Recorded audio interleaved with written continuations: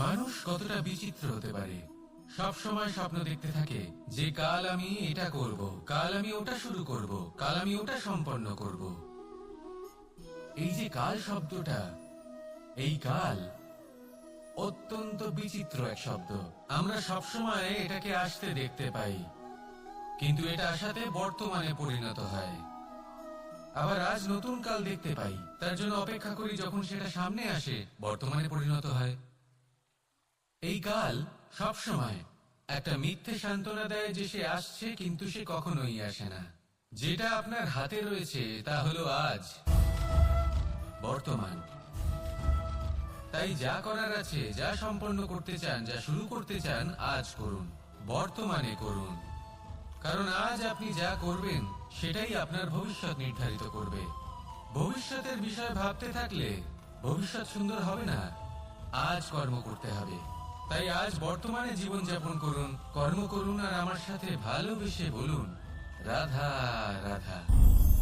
পঞ্চম তত্ত্ব, আকাশ, নব, ব্যোম। আসলে কোনো ভ্রম নাকি সত্য? ভ্রম তো হতে পারে না, কারণ ভ্রমের মধ্যে কেউ বাঁচতেই পারে না। আর যদি সত্য হয় তাহলে এতটাই বিশাল যে আমাদের চোখের থেকে, আমাদের ইন্দ্রিয়ের থেকে, আমাদের মস্তিষ্কের থেকে, আমাদের চিন্তা ভাবনার থেকেও অনেক ঊর্ধ্বে, যাকে আমরা বুঝতেই পারি না। এটা যতটাই বিশাল আকার, ঠিক ততটাই সরল। এই আকাশ যতই অন্ধকারাচ্ছন্ন, ততটাই আলোর প্রকাশ প্রদান করে থাকে। দেখতে গেলে এ হলো জীবনের সঞ্চালক, কিন্তু যদি ক্রুদ্ধ হয়ে যায় তাহলে প্রাণ কেড়ে নিতেও দ্বিধা বোধ করে না। এই আকাশ শুধুমাত্র পৃথিবী লোক নয়, বরং এই সমগ্র ব্রহ্মাণ্ডকে, এই সমগ্র সৃষ্টিকে, এর প্রত্যেকটা তারাকে, প্রত্যেকটা গ্রহকে একটা বিশেষ স্থান প্রদান করে। এর নিজের কোনোই অস্তিত্ব নেই, কিন্তু সকলকে অস্তিত্ব প্রদান করে। এটাই হলো এই আকাশের মাহাত্ম্য। এই আকাশে হলো মাহাত্ম্যের প্রতিরূপ, যা আমাদের ভাবনা দ্বারা উৎপন্ন হয়। আপনিও আকাশের মতো এই বোধকে আপন করে নিন। আপনার জীবনও আকাশের মতন মহান এবং বিশাল হয়ে উঠবে। আর তখনই মন সুপ্রসন্ন হয়ে বলবে, রাধা রাধা। আপনার থেকে বড়, আপনার থেকে মহান হলেন সেই গুরু। এটা কি আবশ্যক যে সেই গুরু কোনো ব্যক্তিই হবেন? কখনোই নয়। গুরু হলেন একটা তত্ত্ব, গুরু হলেন একটা শক্তি। গুরু একজন ব্যক্তি হলে শুধুই একজনই হতেন, কিন্তু তা নয়। গুরু হলেন একটা অনুভূতি, গুরু হলেন শ্রদ্ধা। গুরু তিনি যিনি আপনার ব্যক্তিত্বের পরিচালক হন। গুরু তিনি যিনি আপনার ব্যক্তিত্বের নির্মাতা হন। আপনি কখন, কোথায়, কোন স্থানে, কি রূপে গুরু লাভ করবেন আর কি শিক্ষা লাভ করবেন তা নির্ভর করছে আপনার মানসিকতার উপর, যে আপনি সকলকে কিভাবে আপন করে নিতে পারেন। যদি আপনি গুরুকে আপন করতে চান, জ্ঞানকে আপন করতে চান, তাহলে আপনার মধ্যে শ্রদ্ধা জাগ্রত করতে হবে, সামর্থ্য জাগ্রত করতে হবে। আপনি গুরু এবং জ্ঞানকে আপন করে নিতে পারলে তা এমনিই আপনাকে মহান করে তুলবে। তাহলে আসুন আর আমার সাথে ভালোবেসে বলুন, রাধা রাধা। এই সংসারে এমন কিছু মানুষ আছেন যাদেরকে আপনার ভালো লাগে, তারা আপনার প্রিয়। আমরা চাই ওনারা আমাদের কাছে থাকুন, আমরা ওনাদের কাছে থাকি। এবার সেই ক্ষেত্রে আমরা তাদের ভালো ভালো উপহার দেওয়ার চেষ্টা করি, কারণ ওনারা হলেন আমাদের প্রিয়। আর তার বদলে আমরা আশা করে থাকি যে ওনারা আমাদের একটু সম্মান করবেন।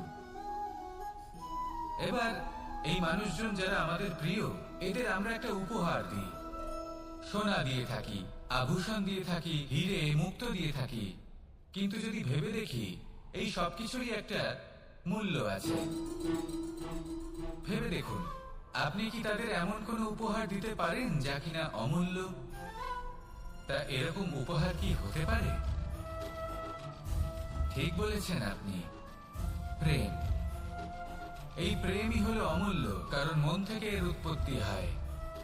না চেয়ে পাওয়া যায় আর না ছিনিয়ে নেওয়া যায় এই ভালোবাসা। ঠিক এইরকমই হয় এই সম্মান। যদি সম্মান করো তাহলে মন থেকে এবং ভালোবেসে করো, ভয় পেয়ে নয়। মনে রাখবেন, যে মাথা ভয়ের দ্বারা নত হয়, বিরোধিতাও প্রথমে সেই করে থাকে। যে মাথা ভালোবেসে নত হয়, তা আপনার জন্য বলিদানও দিতে পারে। এই সংসারের সব থেকে বড় উপহার, সব থেকে বড় বরদান এই প্রেম এবং সম্মান। তাকে সম্মান করুন আর আমার সাথে ভালোবেসে বলুন, রাধা রাধা। কখনো কোনো চাতককে দেখেছেন? একটা চাতক বর্ষার জন্য অপেক্ষা করে। সেই বর্ষার জলে নিজের তৃষ্ণা নিবারণ করে, নয়তো সারা বছর তৃষ্ণার্ত থেকে যায়। ও আকাশের দিকে তাকিয়ে থাকে আর অপেক্ষা করে যে কবে বর্ষা হবে আর কবে আমি আমার তৃষ্ণা নিবারণ করব। সেখানে অন্যদিকে একটি কাক বা একটা পায়রা, এরা কি করে? যেখানে জল পায় পান করে নেয়, যেখানে খাবার পায় খেয়ে নেয়, আত্মীয় স্বজন বন্ধু বান্ধব যাকেই পায় তার সাথে সময় কাটায়, খাবার খায় আর চলে যায়। এবার এদের মধ্যে মিল কোথায় আর পার্থক্য কোথায়? দুজনের কাছেই ডানা রয়েছে, দুজনেই উড়তে পারে। এই আকাশ হলো ওদের, খাবারের দানা ওদের। পার্থক্য হলো তাদের অভিলাষায়, পার্থক্য হলো তাদের আকাঙ্ক্ষায়, পার্থক্য জীবন যাপনের ধরনের। এবার যত বেশি আকাঙ্ক্ষা থাকবে, যত দামি জীবন যাপন করার ইচ্ছে থাকবে, তত বেশি কষ্ট আপনাকে সহ্য করতে হবে। আবার অন্যদিকে জীবন যত সরল হবে, জীবন যাপন যত সরল হবে, সমস্যা ততটাই কম হবে। তাই সবসময় চেষ্টা করবেন আপনার মানসিকতা এবং আপনার জীবন যেন সরল হয়। ভালোবাসতে থাকুন। যদি কেউ আপনাকে ভালোবাসে, তাকেও আপনি ভালোবাসা ফিরিয়ে দিন। তাদের সাথে কথা বলুন, কিছু তাদের কথা শুনুন, কিছু নিজের কথা বলুন। দেখবেন সকল তাপ উত্তাপ দূর হয়ে গেছে। এটাই তো হলো জীবনের সারমর্ম। তাই প্রেমে থাকুন, ভালোবাসুন, আর ভালোবেসে আমার সাথে বলুন, রাধা রাধা। ক্ষমা একটা অত্যন্ত সুন্দর শব্দ, আমার খুব প্রিয় শব্দ। কিন্তু এই ক্ষমা কখন আর কিভাবে প্রয়োগ করতে হবে সেটা বোঝা প্রয়োজনীয়।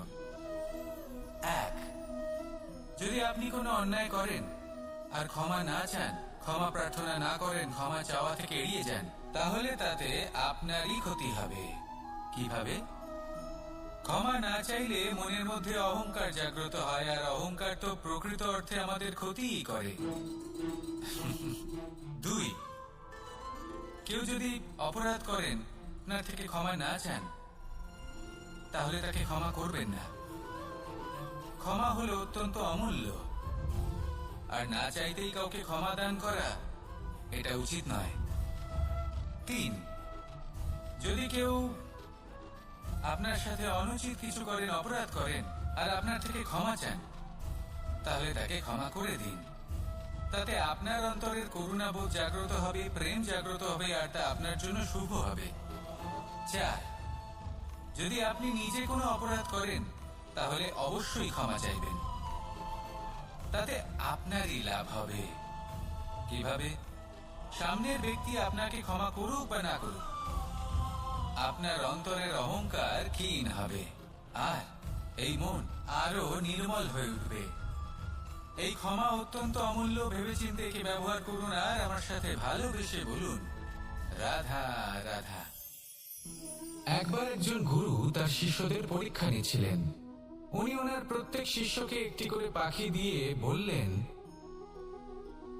সেই পাখির বলি দিতে হবে, কিন্তু এমন এক স্থানে যেখানে কেউ তাদের দেখতে পাচ্ছে না। প্রত্যেক শিষ্য নিজের যাত্রা শুরু করলো। কেউ ঘন বনে প্রবেশ করলো, কেউ অন্ধকার গুহায় প্রবেশ করলো, কেউ দূরে কোনো পর্বতের শিখরে পৌঁছে গেল। যে মুহূর্তে দেখলো তাদের কেউ দেখতে পাচ্ছে না, তারা সেই বলি দিতে চেষ্টা করলো। যেই বলি দিতে গেল, সেই পাখি আলোর কিরণে পরিবর্তিত হলো এবং লুপ্ত হয়ে গেল। একজন শিষ্য ছিল যে আবার গুরুর কাছে ফিরে এলো। সে বলল, ক্ষমা করবেন গুরুদেব, কিন্তু আমি এমন কোনো স্থান পেলাম না যেখানে কেউ আমাকে দেখতে পাচ্ছে না। অন্য কেউ না দেখতে পেলেও আমি নিজে দেখতে পাচ্ছিলাম, আমার অন্তর্মন দেখতে পাচ্ছিল। সেই শিষ্য বুঝতে পেরেছিল যে পরমাত্মার দৃষ্টি সবসময় তাকে দেখতে পাচ্ছে, আর ও কখনো অনুচিত কর্ম করতে পারবে না। আর শুধুমাত্র এই কারণে সেই শিষ্যই সেই পরীক্ষায় উত্তীর্ণ হল। আসুন আর আমার সাথে ভালোবেসে বলুন, রাধা রাধা। আমরা সবাই ফল খাই, কিন্তু আমাদের সেই ফলই প্রিয় হয় যে পরিপক্ক হয়ে ওঠে, যেটা নম্র হয়, আর যে ফল অনেক বেশি মিষ্টি আর সুস্বাদু হয়ে থাকে, যাদের রঙে বাহার দেখা যায়। সেইভাবে জীবনে আমরা নানান মানুষের সাথে পরিচিত হই, কিন্তু সেই মানুষই আমাদের মন ছুঁয়ে যায় যারা বিনম্র স্বভাবের, যাদের বাণী খুব মধুর, যাদের অন্তরে আত্মবিশ্বাসের একটা তেজ, একটা রং দেখা যায়। এবার এমন ব্যক্তি আমরা কি করে হব? ঠিক সেইভাবেই যেমন একটা ফল রোদ, বর্ষা, শীত, বায়ু এই সকল সংকটময় পরিস্থিতির সম্মুখীন হয়ে পরিপক্ক হয়ে ওঠে, সেভাবেই মানুষ সংকটময় পরিস্থিতির সম্মুখীন হয়ে পরিপক্ক হয়ে ওঠেন। যদি এই সংকটের সম্মুখীন হন তাহলে অভিজ্ঞ হবেন, আর এই অভিজ্ঞতাই শিক্ষা দিয়ে যাবে। এই অভিজ্ঞতা আমাদের শিখিয়ে দেয় যে আমাদের বিনম্র থাকতে হবে, অহংকার করে কোনো লাভ নেই। মধুর বাণীর যে কি মূল্য তা আমরা শিখতে পারি। এই অভিজ্ঞতাই আমাদের বুঝিয়ে দেয় যে উচিত অনুচিত কোনটা আমাদের দৃষ্টিভঙ্গি তৈরি করে, আর এই দৃষ্টিভঙ্গি দ্বারা আত্মবিশ্বাস জাগ্রত হয়। সেই জন্য জীবনে কখনো বিপদ থেকে দূরে পালাবেন না, সেগুলোর সম্মুখীন হন, অভিজ্ঞতা লাভ করুন, তার থেকে শিক্ষা লাভ করুন, এইভাবেই পরিপক্ক হবেন। আসুন আমার সাথে ভালোবেসে বলুন, রাধা রাধা। মানুষ বর্তমানে নিজের জীবন অতিবাহিত করেন, কিন্তু তার জীবনে অতীতকাল এবং ভবিষ্যৎকাল এই দুটোরই সমান গুরুত্ব রয়েছে। অতীতকাল অতিবাহিত হয়ে গেছে এবং সেটা জীবিত থাকে আমাদের স্মৃতি হিসেবে, এবং ভবিষ্যৎ হলো সেটাই যেটা আমরা শুধুমাত্র কল্পনাই করতে পারি।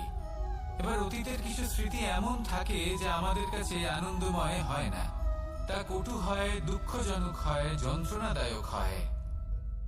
আমরা যা কিছুই করি তা বদলে ফেলতে পারবো না, কিন্তু ভবিষ্যৎকাল সেটা আমরা রচনা অবশ্যই করতে পারি, যদি আজ আমরা শ্রেষ্ঠ কর্ম করি।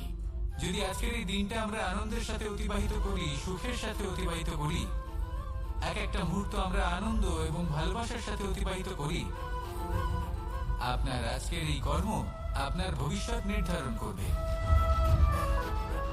আজ আপনি যেভাবে জীবন কাটাবেন তা ভবিষ্যতে গিয়ে অতীতকালে পরিণত হবে, আর তখন আপনি এমন স্মৃতি খুঁজে পাবেন যেখানে আপনি প্রত্যেকটি মুহূর্ত প্রেম এবং আনন্দের সাথে অতিবাহিত করেছেন, এবং সেই স্মৃতি মধুর হবে।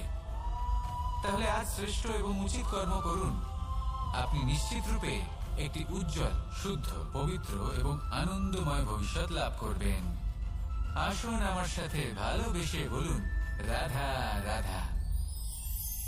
এই সংসারে অনেক অনেক এমন জ্ঞানী আছেন যারা নিজের সমস্ত জীবন জ্ঞান অর্জন করতে অতিবাহিত করেছেন। এই সংসারে এমন কোনো বেদ নেই, কোনো পুরাণ নেই, কোনো শাস্ত্র নেই, কোনো ভাষা নেই যা ওনারা জানেন না। এমন কোনো বিষয় নেই যা নিয়ে ওনারা কোনো বক্তব্য রাখতে পারবেন না। কিন্তু আমরা এই সকল জ্ঞানীকে কি ভালোবাসতে পারি? এনাদের সকলকে সম্মান করতে পারি না। কারণটা কি? দেখুন, বেদ পড়া একটি আলাদা বিষয়, বেদনা বুঝতে পারা অন্য ব্যাপার। এবং বেদনা বোঝার জন্য, সেই জ্ঞান লাভ করার জন্য আপনাকে মন থেকে করুণা এবং প্রেমের সঠিক অর্থ বুঝতে হবে। সামনের ব্যক্তির বেদনা বুঝতে হবে, তার যন্ত্রণাকে বুঝতে হবে। তারপর যে জ্ঞান আপনি অর্জন করেছেন বেদ থেকে, পুরাণ থেকে, শাস্ত্র থেকে, তা প্রয়োগ করে তার বেদনার নিবারণ করা, সেটা বেশি গুরুত্বপূর্ণ। সেই জন্য জীবনে শুধুমাত্র শাস্ত্র এবং বেদ পড়ে জ্ঞান অর্জন করতে সময় নষ্ট করবেন না। মন থেকে প্রেমের কি অর্থ সেই বিষয়ে জ্ঞান লাভ করার চেষ্টা করুন, করুণাও বুঝতে চেষ্টা করুন। একজন শ্রেষ্ঠ ব্যক্তি হয়ে উঠুন, আর আমার সাথে ভালোবেসে বলুন, রাধা রাধা।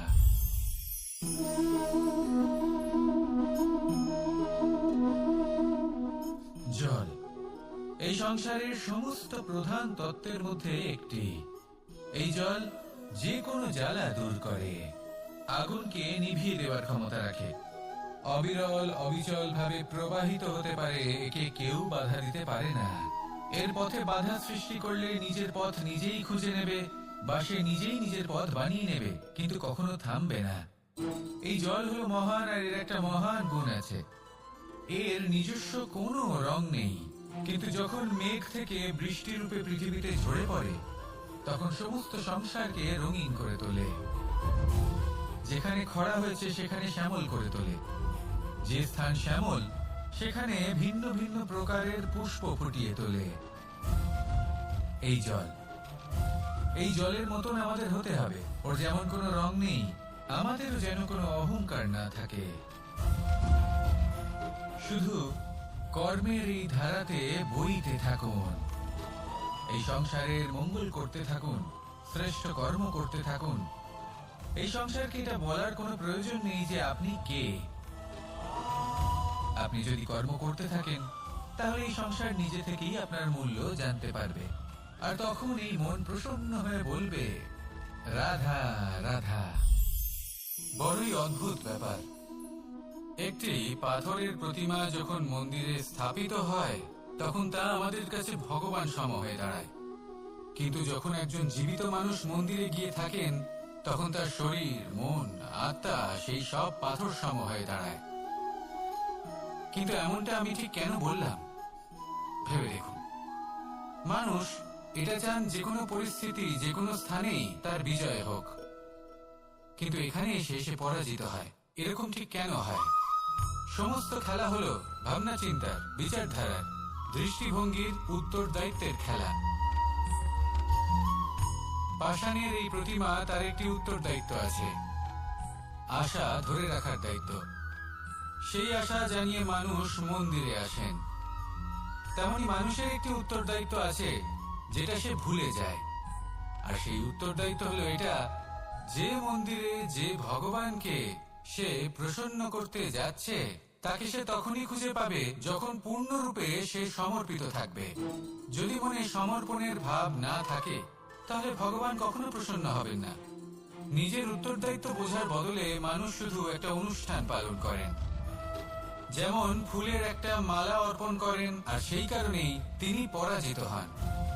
আপনি ফুলের মালা অর্পণ করুন, প্রসাদ অর্পণ করুন, কিন্তু মনের মধ্যে পূর্ণ সমর্পণের ভাব থাকা প্রয়োজনীয়। তবেই আপনি মন্দিরে গিয়েও প্রাণবন্ত হয়ে থাকতে পারবেন, তবেই ঈশ্বরকে প্রসন্ন করতে পারবেন। আসুন আমার সাথে ভালোবেসে বলুন, রাধা রাধা।